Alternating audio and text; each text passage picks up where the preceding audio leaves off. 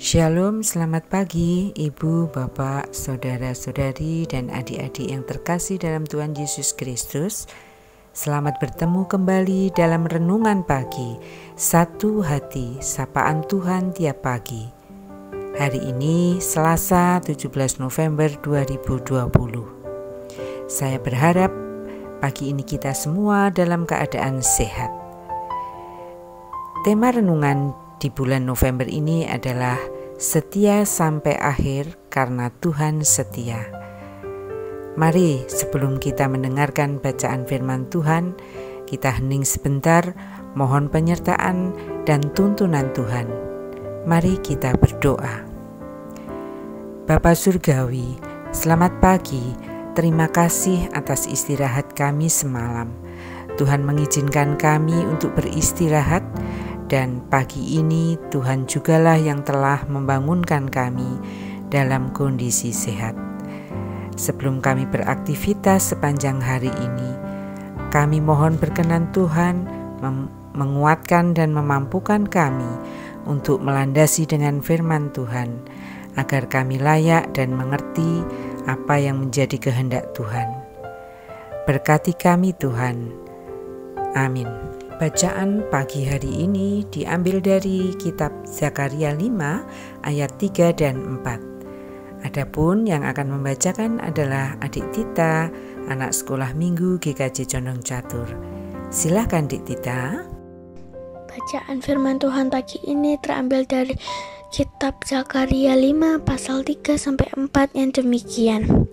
Lalu ia berkata kepadaku, inilah sumpah serapah yang keluar menimpa seluruh negeri, sebab menurut sumpah serapah itu setiap pencuri di sini masih bebas dari hukuman, dan setiap orang yang bersumpah palsu di sini juga masih bebas dari hukuman. Aku telah menyuruhnya keluar, demikian firman Tuhan semesta alam, supaya itu masuk ke dalam rumah pencuri dan ke dalam rumah orang yang bersumpah palsu demi namaku, dan supaya itu bermalam di rumah mereka dan memusnahkannya, baik kayunya maupun batu-batunya. Demikian firman Tuhan. Terima kasih Dik Tita. Dari bacaan Zakaria 5 ayat 3 dan 4 yang telah dibacakan tadi, tema pagi hari ini diberi judul hukuman. Ibu bapak, saudara dan saudari, dan adik-adik yang terkasih dalam Tuhan Yesus Kristus, di zaman sekarang kesempatan dan godaan untuk mencuri dalam segala bidang kehidupan dan pekerjaan sangat terbuka lebar. Banyak orang mengatakan bahwa zaman dahulu jarang terjadi pencurian karena masih banyak orang memiliki keteladanan, harga diri, dan rasa malu.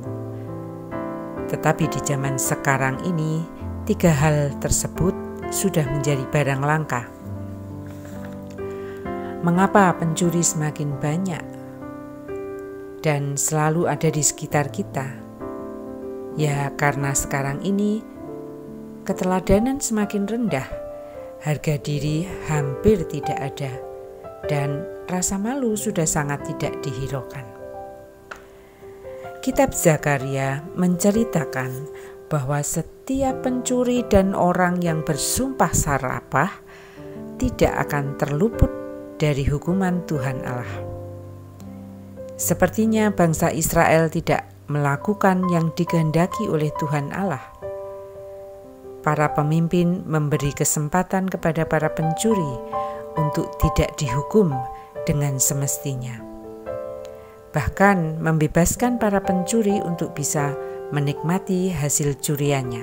Ibu, bapak, saudara dan saudari, serta adik-adik yang terkasih dalam Tuhan Yesus Kristus, rencana Tuhan Allah akan memulihkan kehidupan umat tidak hanya melalui pemerintahan yang semakin menunjukkan tekadnya untuk memberantas korupsi dan mengobarkan semangat revolusi mental, namun harus didukung juga dengan komitmen masyarakat, termasuk di dalamnya orang percaya, untuk mengendalikan diri supaya hidupnya selalu takut akan Tuhan.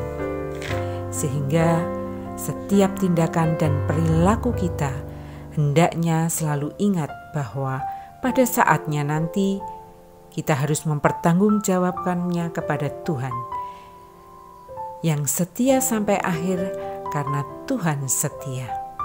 Bapak, Ibu, saudara-saudari, dan adik-adik yang terkasih dalam Tuhan Yesus Kristus, keadaan bangsa Israel kurang lebih mirip dengan keadaan bangsa kita di zaman sekarang ini. Pemerintahan masih belum maksimal memberikan hukuman kepada para koruptor dengan hukuman yang berat. Tidak hanya dengan mudahnya para koruptor itu mempermainkan hukum, kong kali kong dengan penegak hukum dengan hasil korupsinya, bahkan bisa membeli hukum itu sendiri. Para koruptor masih sering bebas dari hukuman. Malah ada beberapa di antara para koruptor menjadi pejabat negara. Koruptor yang dipenjara juga masih dengan mudah berkeliaran menikmati hasil korupsinya.